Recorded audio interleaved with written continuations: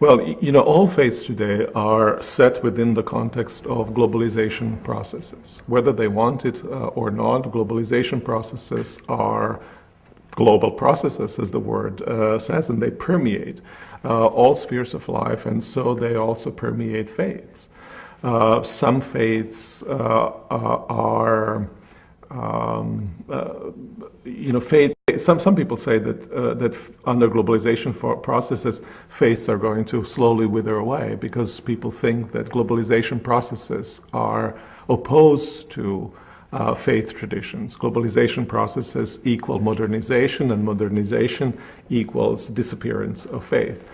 This is proven not to be the case, and indeed faiths in many ways are thriving under globalization processes. Some are thriving by being opposed to globalization processes.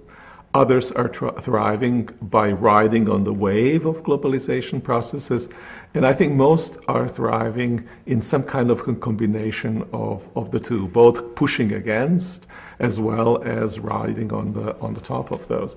And I think it's probably true to say that faiths that are not local faiths, that are not tied to a particular geography, are the ones that are benefiting the most and are thriving the best under globalization processes. There's also a certain form of transformation that's happening of faiths. Faiths tend to be now more bottom-up than top-down because globalization has a certain way of democratizing power and so forth. So there's a transformation of faiths that's going on in many ways, but also what's significant, I believe, is for us to think of ways in which faiths contribute to shaping of globalization processes. And indeed, one can say that globalization processes left to themselves will not be able to, again, to use the word that I like to use, contribute to authentic human flourishing, will not actually benefit the global common good. Who takes care, for instance, of the large and important questions of justice, right?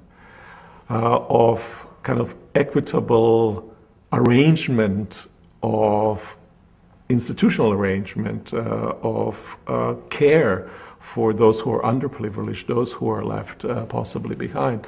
And I think faith traditions there have a very important role to play, to hold up, if you want, the image of what it means to be a human being and to measure globalization processes against that image of what a human being is. And you can also see that globalization processes in many ways, they kind of encourage people to pursue their own individual interests. You're inserted in this large network of relationships and each is fending for themselves, and we somehow hope that when all these little fendings for themselves are added up, we'll have a thriving global community. And yet, that's not necessarily always the case. And faiths stand there as guardians, if you want, of what is truly human.